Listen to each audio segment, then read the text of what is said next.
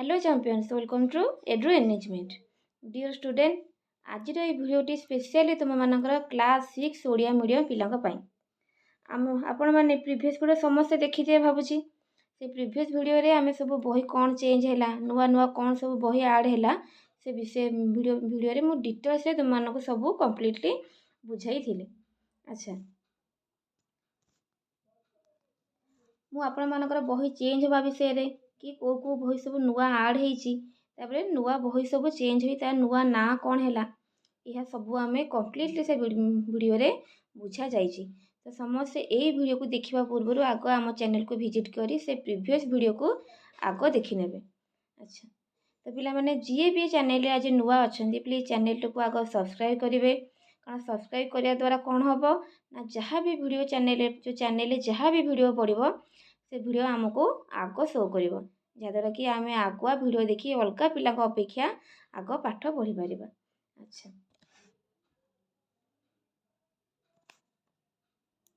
अच्छा पिला माने एक कथा मु बारंबार कही आगुरी आमर टोटाल क्लास 1 रु क्लास 8 जाए समुदाय 49 बही थिला किंतु एबे ताहा चेंज हो समुदाय 55 बही तुमर नुआ आसीबो। नुआ माने से बही छड़ा आ सब बाकी टोटाल बही सब मिसी 49 परिवर्ते 55 खंड बही तुमर हैला। अच्छा, पिला माने वीडियो को देखिबा सह समस्त चैनल को सब्सक्राइब करू थाओ कारण बारंबार कहूँ चैनल को सब्सक्राइब कले कौन हम जहाँ भी वीडियो पड़ो से वीडियो को आम आग देखिपर। अच्छा, पिला माने एते सारा पिला तो केबे बही एते जल्दी आसी परिबो नाही कारण बही सब पुना बही कौन आगुरी स्टॉक होई थाए तेणु आमर सांगे सांगे शिक्षा वर्ष सरू सरू पुणी पिलांग पई क्लास वाइज बही आसे जेहेतु बही चेंज है बही प्रिंट होगा टाइम लगे से बही समस्त पाखे पहुँचला बेलू कंपलसरी पिला माने डेरी हम कारण एक कथा एते सियोर ही कहबार कारण मु भी गोटे शिक्षयित्री तुम भली मो पाखे भी छोट छोट पिला माने पाठ पढ़ुछंती सेमानक पाखे भी एपर्यंत बही पहुँची नाही तेणु बही आसला बेलू पिला माने जहाँ हेले भी लेट हम ता बोली आम पाठ पढ़ा ना पाठ पढ़ा ना नहीं। अच्छा, से तो कहूँ जल्दी जल्दी आग चैनल को समस्ते सब्सक्राइब करनी द्वारा कौन है ना आम मैंने बही आसवा आगुरी आगुआ पाठ पढ़ा आ पाठ विषय सब भलसे जानी नेबा कारण यही बही गुड़ाक आमर पिला माने ऑनलाइन रे सब अवेलेबल अच्छी आम से ऑनलाइन बही को डाउनलोड करी पढ़ा आम चैनल को सब्सक्राइब करने द्वारा कौन हम ना बही सब आम पाखे आगुआ पहुँचीज आ बही विषय आम आगुआ जापर और अलग पिला अपेक्षा अधिक पाठ पढ़ी सारी। अच्छा,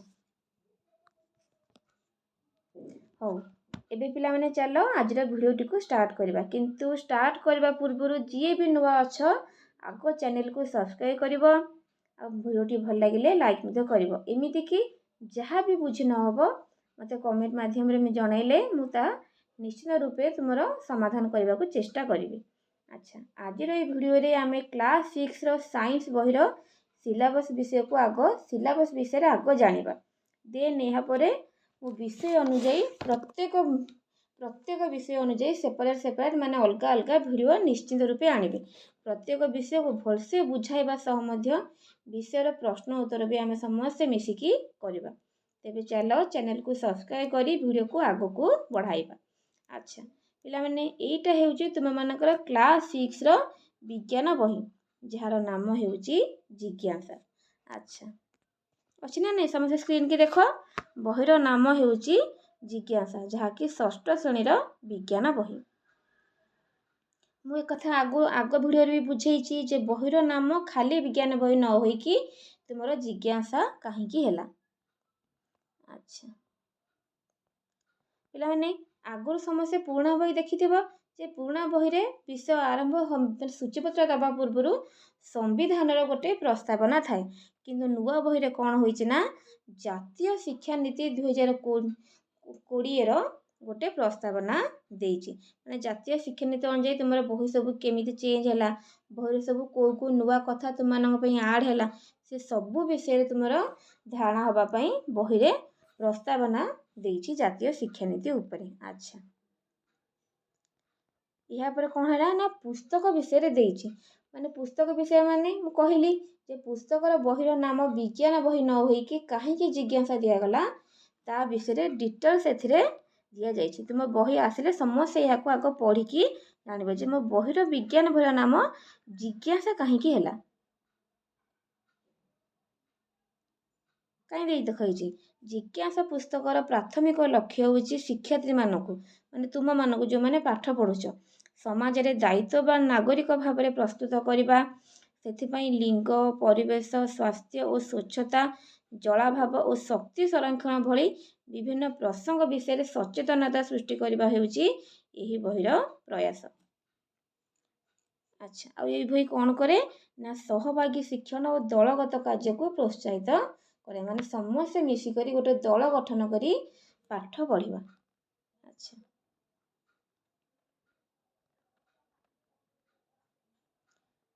ସେଇ ପ୍ରସ୍ତାବନା ବିଷୟରେ ଜାଣିବା ପାଇଁ ସମସ୍ତେ ନିଜର ପୁରୁଣା ବହି ମଧ୍ୟ ଖୋଲିକି ଦେଖିପାରିବ ଯେ ସମ୍ବିଧାନର ପ୍ରସ୍ତାବନା ପୁରୁଣା ବହିରେ ଥିଲା। ଏବେ ନୂଆ ବହିରେ ସମ୍ବିଧାନର ପ୍ରସ୍ତାବନା ନ ଦେଇକି ଜାତୀୟ ଶିକ୍ଷାନୀତି 2020ର ପ୍ରସ୍ତାବନା ଦିଆଯାଇଛି। ଆଚ୍ଛା,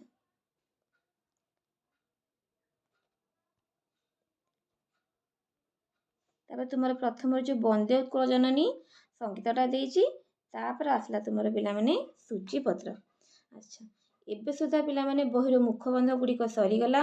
ଏବେ ଚାଲ ସୂଚୀପତ୍ର ଅନୁଯାୟୀ ବହିର ସିଲାବସ୍ ବା ପାଠ୍ୟକ୍ରମକୁ ଆଗ ବୁଝି ନେବା ବା ଏଥିରେ କେଉଁ କେଉଁ ବିଷୟ ସବୁ ଅଛି ତା ବିଷୟରେ ଜାଣିବା। ଆଚ୍ଛା ପିଲାମାନେ, ଆଗରୁ ଆମର ଷଷ୍ଠ ଶ୍ରେଣୀରେ ସମୁଦାୟ 18ଟି ବିଷୟ ଥିଲା। ମାନେ ଚାପ୍ଟର 1, ଚାପ୍ଟର 2 ଏମିତି ହୋଇକି ଚାପ୍ଟର 18 ବା ସମୁଦାୟ 18ଟି ବିଷୟ ଥିଲା ପୁରୁଣା ବହିରେ। କିନ୍ତୁ ଏବେ ସମୁଦାୟ 12ଟି ବିଷୟ ଅଛି ବା ପ୍ରଥମ ଅଧ୍ୟାୟ, ଦ୍ୱିତୀୟ ଅଧ୍ୟାୟ ଏଇଭଳି ଦ୍ୱାଦଶ ଅଧ୍ୟାୟ ଯାଏଁ ସମୁଦାୟ 12ଟି ବିଷୟ ଅଛି। ଆଗରୁ କ'ଣ କ'ଣ ଥିଲା ଜାଣିବା ନା ଆଗରୁ ବହିରେ ଥିଲା ପ୍ରଥମ ବିଷୟ ନାମ ଥିଲା ଖାଦ୍ୟର ଉତ୍ସ, ତାପରେ ଖାଦ୍ୟର ଶ୍ରେଣୀ ବିଭାଗ, ଖାଦ୍ୟ ପଦାର୍ଥର ପରିଷ୍କରଣ, ଦୈନନ୍ଦିନ ଜୀବନରେ ବ୍ୟବହୃତ ବସ୍ତୁ, ବସ୍ତୁର ପ୍ରକାରଭେଦ, ବସ୍ତୁ ଓ ପଦାର୍ଥର ପରିବର୍ତ୍ତନ, ଜୀବ ଓ ନିର୍ଜୀବ, ପରିସ୍ଥାନ, ଉଦ୍ଭିଦର ବିଭିନ୍ନ ଅଂଶର ଗଠନ ଓ କାର୍ଯ୍ୟ, ଦୈର୍ଘ୍ୟ ଓ ଦୂରତାର ମାପନ, ଗତି, ବିଦ୍ୟୁତ୍, ଚୁମ୍ବକ, ପ୍ରାକୃତିକ ଘଟଣାବଳୀ, ଆଲୋକ, ଜଳ, ଜୀବଜଗତ ପାଇଁ ବାୟୁର ଗୁରୁତ୍ୱ ଆଉ ସଭା ଶେଷ ବିଷୟଟି ଥିଲା ତୁମର ଆବର୍ଜନାର ବିଷୟ। କିନ୍ତୁ ଏବେ ଦେଖିନେବା ନୂଆ ବହିରେ ଆମର କେଉଁ କେଉଁ ବିଷୟ ସବୁ ଅଛି। ପ୍ରଥମ ବିଷୟ ବା ପ୍ରଥମ ଅଧ୍ୟାୟଟି ହେଲା ବିଜ୍ଞାନର ଚମତ୍କାର ଦୁନିଆ। ତାପରେ ଆସିଲା ଦ୍ୱିତୀୟ ଅଧ୍ୟାୟ ଜୀବଜଗତର ବିବିଧତା। ତୃତୀୟ ବିଷୟର ନାମ ହେଲା ସୁଷମ ଖାଦ୍ୟ ଓ ସୁସ୍ଥ ଶରୀରର ଉପାୟ। ଯେପରିକି ତୁମର ପ୍ରଥମ ଯେଉଁ ପୂର୍ବ ବିଷୟରେ ଥିଲା ନା ଖାଦ୍ୟର ଉତ୍ସ, ଖାଦ୍ୟର ଶ୍ରେଣୀ ବିଭାଗ, ସେଇଭଳି ଏଥିରେ ଅଛି ସୁଷମ ଖାଦ୍ୟ ଆଉ ସୁସ୍ଥ ଶରୀରର ଉପାୟ। ଏଥିରେ ଗୋଟେ ବିଷୟ ଥିଲା ଜୀବଜଗତର ବିବିଧତା। ତୁମର ପୂର୍ବରୁ ଥିଲା ପରିସଂସ୍ଥାନ ବା ପରିସ୍ଥାନ। ସେଇଭଳି ବିଷୟ ଏକା ଅଛି, ଖାଲି ଟିକେ ଟିକେ ପିଲା ଚେଞ୍ଜ ହେବ। ତାପରେ ପୂର୍ବରୁ ବିଷୟ ଥିଲା ଗୋଟେ ଥିଲା ଚୁମ୍ବକ ବିଷୟ ପୁରୁଣା ବହିରେ।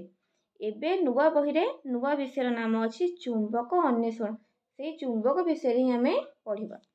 ତାପରେ ପୁରୁଣା ବହିରେ ଥିଲା ଦୈର୍ଘ୍ୟ ଓ ଦୂରତାର ମାପନ।